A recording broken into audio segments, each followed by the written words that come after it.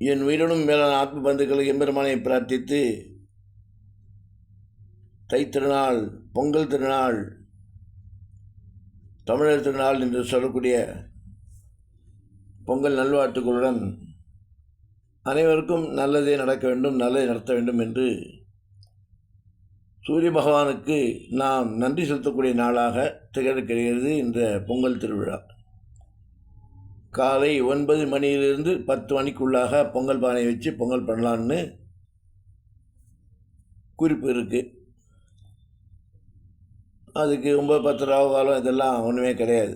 சுக்கிர ஓரம் வேறு. இது விவசாயிகளுக்கு, விவசாயத்துக்கு அது எல்லாம் காரணமாக அளிக்கக்கூடிய பஞ்சபூதங்களுக்கு நீரும் தேவை, காற்றும் தேவை, சூரிய பகவானும் தேவை. இப்படி பஞ்சபூதங்களுக்கு நாம் நன்றி செலுத்தக்கூடிய நாளாக தமிழர் திருநாள், பொங்கல் திருநாள் என்று சொல்லக்கூடிய வைபவம் தைத்திருநாள். வியாழக்கிழமை காத்தால 9-10 மணிக்குள்ளே வைங்கோ. சூரிய பகவானுக்கு காமிச்சிட்டு பசுமாட்டு கொடுங்கோ.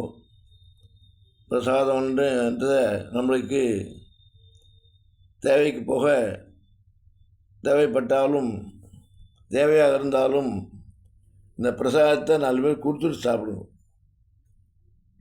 ஏன்னா இது போல் நல்ல நாட்களில் நம்ம இந்த தர்ம புண்ணிய காரியங்கள் பண்ணச்சு அது சூரிய பகவான் பார்த்துட்டே இருக்கார். எல்லா தெய்வமும் பார்த்துட்டு இருக்கு, பஞ்சபூதங்களும் பார்த்துட்டே இருக்குது. விவசாயம் செழிக்கும், நாடும் செழிக்கும், நமக்கும் நோய் இல்லாமல் பயம் இல்லாமல் வாழ முடியும், வாழ்விப்பார்கள். ஆனால் தானத்தை சிறந்ததே அன்னதானம். அன்னதாத்தா சுகி பவான்னு யார் போடுறாளோ, யார் கொடுக்குறாளோ அவளை வாங்கிட்டோ வாழ்த்தாலும் வாழ்த்த மறந்தாலும் அவள் சாப்பிட்டு இந்த வயிறு போடுறதுக்கு ஒரு வயிற்றுக்குள்ளே வயிறு வாழ்த்துமா பெரியவா சொல்கிறா. அதனால் தமிழர் திருநாளான பொங்கல் திருநாளை கூடியிருந்து குளிர்ந்தோர் என்பவை ஆண்டாள் பாடியது போல் குடும்பம் ஒற்றுமையாக மன உறுதியுடன் நல்வாழ்வு அனைவரும் கெட்ட வேண்டும் என்று சூரிய பகவானை படித்து பிரார்த்தித்து நல்லதே செய்வோம், நல்லதே நினைப்போம் என்று கூறிக்கொண்டு ராமானுஜன் திவ்ய திருவடிகளே சரணம்.